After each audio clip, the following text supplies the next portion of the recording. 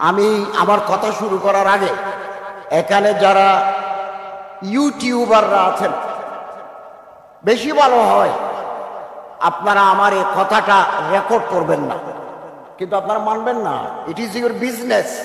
আপনারা ব্যবসা করবেন, তুলবেন, তারপরে মারাত্মক হেডিং করে দিবেন ব্যবসা চালু রাখার জন্য। যেটা আমি বলি নাই ওইটাকে একটা হাইলাইট করে দিলেন, তা আমাকে তো জবাব দিতে হবে। আমি তো সরকারের ভিতরে, আমার তো অনেক নিয়ম কানুন মেনে চলতে হয়। আপনি আপনার ব্যবসার স্বার্থে একটা মারাত্মক হেডিং করে দিলেন যে ধর্ম উপদেষ্টার হুমকি, ধর্ম উপদেষ্টার চ্যালেঞ্জ, মানে মানুষের যেন ঢুকে দেখে কোনো চ্যালেঞ্জও নাই, কোনো হুমকিও নাই। এগুলো করবেন না, আমাকেও বিপদে ফেলবেন না, আপনারাও বিপদে পড়বেন না। এগুলোর জন্য দেশে আইন আছে, সাইবার সিকিউরিটি ল আছে। You will be in trouble. আর যদি ভালো মতে রেকর্ড করে প্রচার চালাতে চান আমার কোনো আপত্তি নাই, কিন্তু ব্যবসায়িক স্বার্থে আজে বাজে হেডিং দিই বিব্রত করলে আমি বিব্রত হব, আপনিও বিব্রত হবেন। আর এখন আলেম ওলামা ছাত্রদের হাতে মোবাইল, কেন এই ছেলে ছবি তুলতেছে? এটা তো আমার এজাজত ছাড়া ছবি তোলা হারাম। তারপরে ফেসবুক দিয়ে আমাকে বিব্রত করা, এটাও হারাম।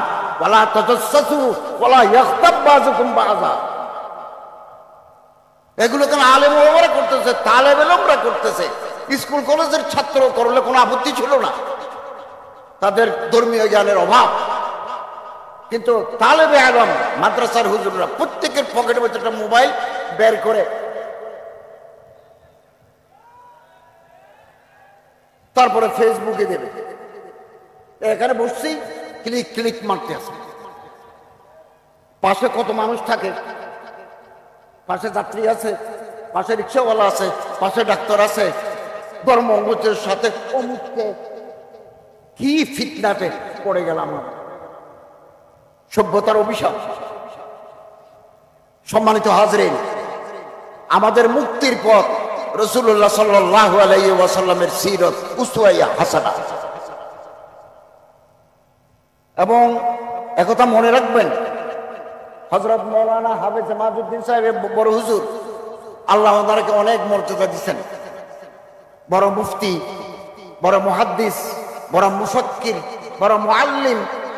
ওই মর্যাদায় আমি পৌঁছতে পারি নাই। সে ইলম, সে তাবাহুর আমার নাই। যেহেতু আমি উঠতে পারি নাই, মৌলানা মাদুদ্দিন সাহেব, মুফতি মাদুদ্দিন সাহেব উঠছেন, মৌলানা মাহমুদুল হক সাহেব উঠছেন, চরমনের হযরত পীর সাহেব উঠছেন, আমি উঠতে পারি নাই। তো আমার মনের ভিতরে বেদনা, দুঃখের আগুন জ্বলে। সে আগুন গ্লানি হয়ে আমরা ফেসবুকে লিখি। এটা হচ্ছে মনোবৈজ্ঞানিক কারণ। কেন আমরা একজনের বিরুদ্ধে একজনের লিখি? কেন একজনকে অসম্মানিত করি? সম্মানিত করতে পারি না? আপনার ভিতরে যে জৌদত, আপনার ভিতরে যে ইলমি তাবাহুর, আপনার ভিতরে যে তাফাক্কুহ ফিদ্দীন, এটাকে আমি আপগ্রেড করতে পারি না, উপরে তুলতে পারি না। না, আপনাকে হেয় করতে পারলেই আমার যেন কলিজার শান্তি হয়। এটা হচ্ছে ব্যর্থতার গ্লানির জন্য তারা ফেসবুকে লিখে। ফেসবুকে যারা আজে বাজে কমেন্ট করে তারা ভালো লোক নয়, তারা ছোট লোক। ছোট লোকের কাজ হচ্ছে ছোট কাজ। বড় মানুষের কাজ হচ্ছে এগুলোর দিকে না তাকানো। জবাবে জাহেলা বাসত খামোশি, চুপ থাকাটাই হচ্ছে বড় শাস্তি। এটা ফিতনা, আধুনিক জমানার ফিতনা, বিজ্ঞানের ফিতনা, কার্স অফ দি সিভিলাইজেশন, সভ্যতার অভিশাপ। এটা মুহূর্তের ভিতরে ভাইরাল হয়ে যাবে। ছবি তোলে না জানাই। আমি এদিন অফিসে বসে কলার পাউরুটি খাচ্ছি। তা আমি খাবো না? আমি তো খেতে পারি কলার পাউরুটি, সবসময় খাচ্ছি বেরিয়ে হাবো তো কথা নাই। কোন মুহূর্তে এক মুফতি কাসেমি আমার সামনে ছিল, সে কখন আমার ছবি তুললো আমি রিটার পাই নাই। পরদিন ফেসবুকে দেখি অনেকে ভালো কমেন্টও করছে, কিন্তু খারাপ কমেন্ট করতে কতক্ষণ। এই যে আমার বেলায় জাদুর ছবি তুলে ফেসবুকে দিল, এটি সরিয়ে নুক্তায় নজরে হারাম, সরিয়ে নুক্তায় নজরে হারাম। আল্লাহ যদি কোনো মানুষকে ইজ্জত দিতে চান, খেদমত নিতে চান, হাদিস, আপনি নিচে ফেলে দিতে চাইলেও পারবেন না। আল্লাহ ওনার উপরে তুলছেন, আল্লাহ ওনারে মর্যাদা দিচ্ছেন, ওনার কাছ থেকে আল্লাহ খেদমত নেবেন। হযরত আল্লামা মামুনুল হক সাহেব, হযরত আল্লামা মাহফুজুল হক সাহেব, হযরত মুফতি আমাদউদ্দিন সাহেব, চরমনের পীর সাহেব হুজুর, যাত্রাবাড়ির বড় হুজুর হযরত মাওলানা মহিউদ্দিন মাহমুদুল হাসান জিদুল মালিকুম, এই ফরিদাবাদ মাজার মোহতম সাহেব, এগুলো আমাদের মোল্লা হাসান জামিল সাহেব, আমাদের মাতার তাস, আমার দেশের রত্ন। আমরা তাদের দিল থেকে মহব্বত করি। আল্লাহ তাদের মাধ্যমে অনেক খেদমত, বেপায়া খেদমত আল্লাহ তাআলা ওনার কাছ থেকে নিচ্ছেন। আমি ওই মর্যাদায় পৌঁছতে পারি নাই, ফেসবুকে লিখে ওনাদের ইজ্জত শেকনি করি। নামাতে পারবেন না হাজার চেষ্টা করেও, আর যে পড়ে গেছে তাকে চেষ্টা করেও উপরে তুলতে পারবেন না। লা ইয়ানফাউ ওয়া লা ইয়াদুররু, কোন নাফা কোন জরর আপনি পৌঁছাতে পারবেন না, আল্লাহর ইচ্ছাই পূর্ণতা লাভ করবে। আসুন হালাল রিজিক তলব করি, মানুষের প্রতি সম্মান জানাই, মর্যাদা জানাই। যিনি মান তাওয়াযা লিল্লাহ রাফাহুল্লাহ, যে বিনয় প্রকাশ করলো উনি উপরে উঠবেন, আর যে কিবির ফখর করবেন আল্লাহ তাকে নিচে ফেলে দিবেন। এটা রাসূলের সিরাত, রাসূলের আদর্শ, রাসূলের আদর্শ। শরীরের ভিতরে রক্ত আছে 5.5 লিটার, হাড্ডি গোস্ত আছে কত 60 থেকে 70 কেজি। এক ফোঁটা রক্ত, এক টুকরা গোস্ত, এক টুকরা হাড্ডি যদি হারাম দিয়ে তৈরি হয়, লা ইয়াদখুলুল জান্নাতা জাসাদুন গুযিয়া বিল হারাম, এই শরীর বেহেশতে যাবে না। বাংলাদেশের 54 বছরের ইতিহাসে আমি প্রথম এই একটা সরকারের পূর্ণাঙ্গ মন্ত্রী, উপদেষ্টা, মন্ত্রীর মর্যাদায় উপদেষ্টা। আগে যারা ধর্ম উপদেষ্টা ছিলেন তারা ছিলেন state minister, deputy minister, not full cabinet member. তো আমার নামে ফেলতে চাইলে আগামী দিনে যিনি উঠবেন তিনি আলেম নাও হতে পারেন, নাও হতে পারে। আমি তো চাই, আমার তো বয়স হয়ে গেছে, আমি তো চাই আমার দেশের ওলামা, তোলাবা, নোকাবা, ওরাফা, জুআমা, মাশায়েখ জনগণের ম্যান্ডেট নিয়ে পার্লামেন্টে আসুক। একজন নয়, 10 জন মন্ত্রী হোক। গুতোগুতি কেন? একজন উঠছে তার নামাই ফেলো, তার বিরুদ্ধচারণ করো।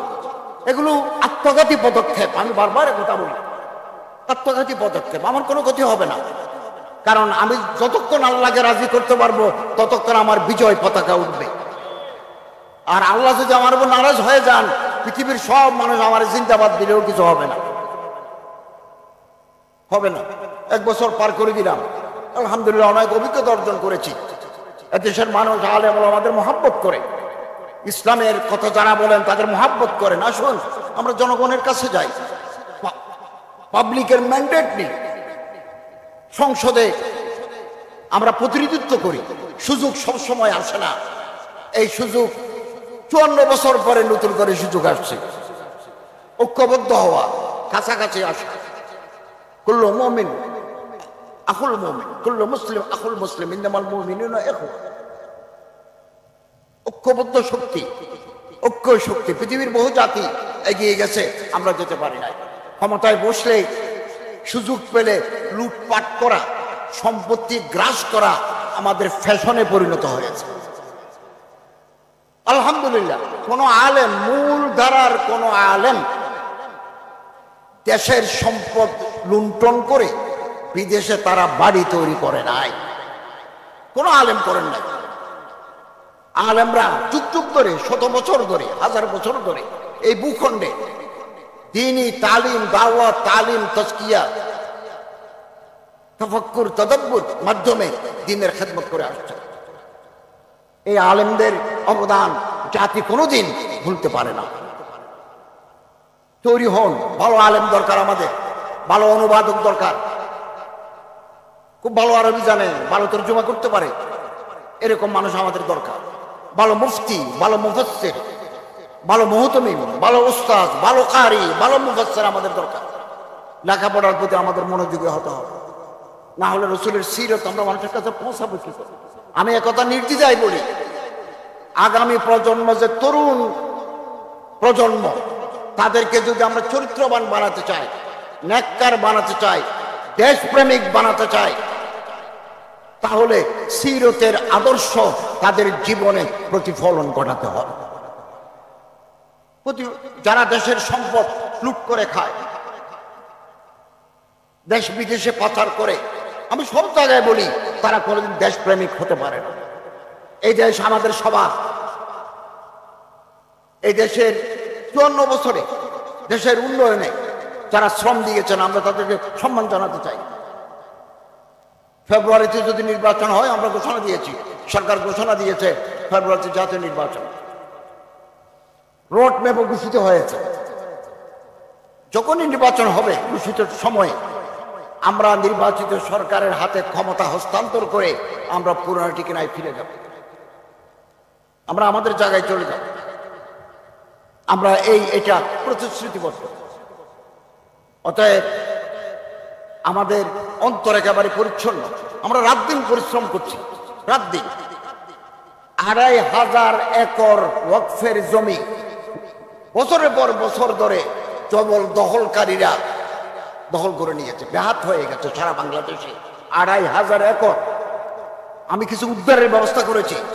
এই কিশোরগঞ্জ, ব্রাহ্মণবাড়িয়া, চট্টগ্রাম, সিলেট, যশোর, নওগাঁ, আমরা বেশ কিছু জমি উদ্ধার করেছি, আরো কিছু উদ্ধার করার চেষ্টা করব। বিভিন্ন মাজারে, মাদ্রাসায়, ওয়াকফ জায়গায় লক্ষ কোটি টাকা জমা হয়, এগুলো লুটিপুটে খাচ্ছে। এক শ্রেণীর সিন্ডিকেট করে এগুলো আত্মসাৎ করে ফেলছে।